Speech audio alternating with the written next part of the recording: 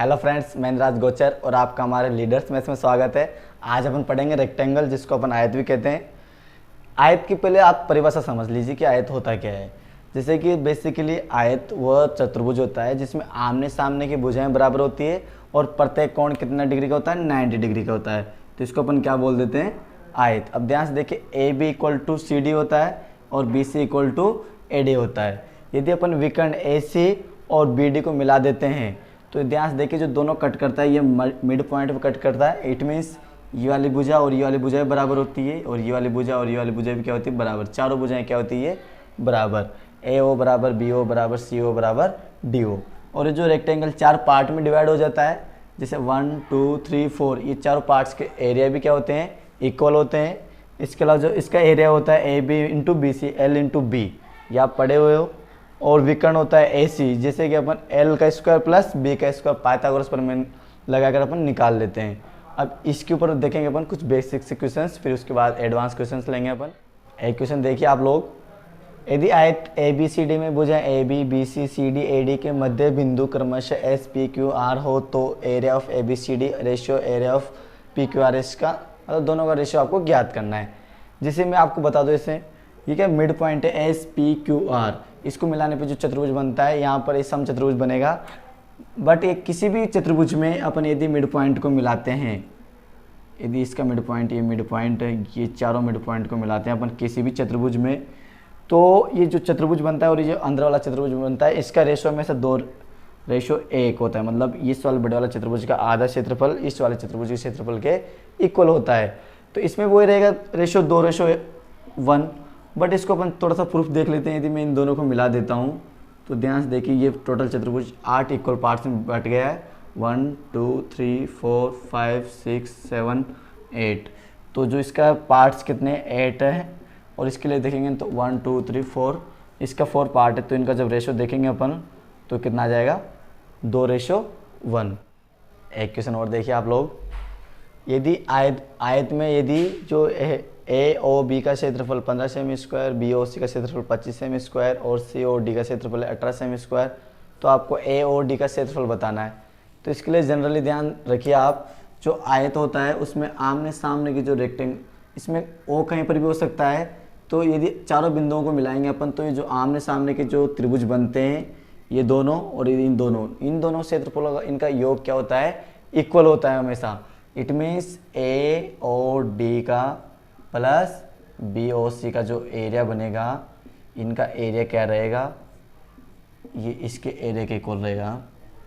Area A O B plus area D O C के। तो यहाँ से देखिए आप लोग, इन दोनों का एरिया का सम कितना हो रहा है, ए ओ बी और डी ओ सी का एरिया का सम हो रहा है 15 प्लस 18, और इसका एरिया का सम रहेगा जो रहेगा ए ओ डी प्लस 25। तो ये तो कितना हो गया, 15 18 33, और ये कितना रहेगा 25 उधर जाएगा वापस, तो किस में जाएगा ये, माइनस में। तो area of A O D जो रहेगा अपने पास 33 में 25 घटाएंगे तो कितना आएगा 8।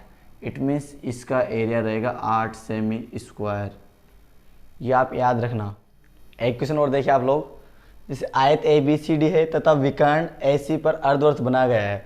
ये विकर्ण ए सी है, इस पर अपन ने ये अर्धवृत्त बनाया है, और भुजाओं सी डी तथा ए डी पर भी अर्धवृत्त हो तो, जैसे इस पर भी ये वाला अर्धवृत्त है और इस पर भी ये क्या है, अर्धवृत्त है।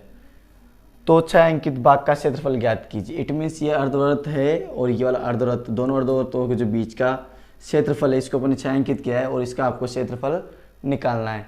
तो आप एक बार ट्राई कीजिए इसको कैसे निकालेंगे, मतलब जैसे कि इसका क्षेत्रफल क्या रहेगा। फिर बहुत ही एक शॉर्ट तरीका है जो आप ध्यान से देखिए, फिर उसको आप ध्यान से देखिए आप लोग इसको। कभी भी समकोण त्रिभुज में, जैसे कि आप ध्यान से देखिए, कभी भी समकोण त्रिभुज में जो अपन पहले तो ये कर्ण पर अर्धवृत्त बनाते हैं, कर्ण पर अर्धवृत्त बनाया अपन ने, ये कर्ण पर ये अर्धवृत्त है, और इन दोनों भुजाओं पे अर्धवृत्त बनाया, ये वाला और ये वाला। तो ये जो छायांकित क्षेत्रफल बनता है, समझने की कोशिश कीजिए।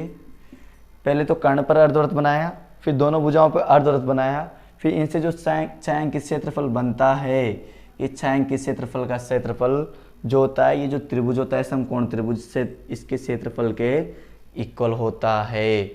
तो ये वाला जो त्रिभुज बन रहा है अपने पास समकोण त्रिभुज है, ये वाला आयत के अंदर समकोण त्रिभुज होता है। तो इन दोनों का जो क्षेत्रफल है, चाहे भाग का क्षेत्रफल है, ये किसके इक्वल रहेगा? इस त्रिभुज के क्षेत्रफल के इक्वल। इसमें ये वाली भुजा तो कितनी है? 20 और ये वाली भुजा कितनी है? 15। तो इस त्रिभुज का जो छायांकित भाग का क्षेत्रफल बनेगा,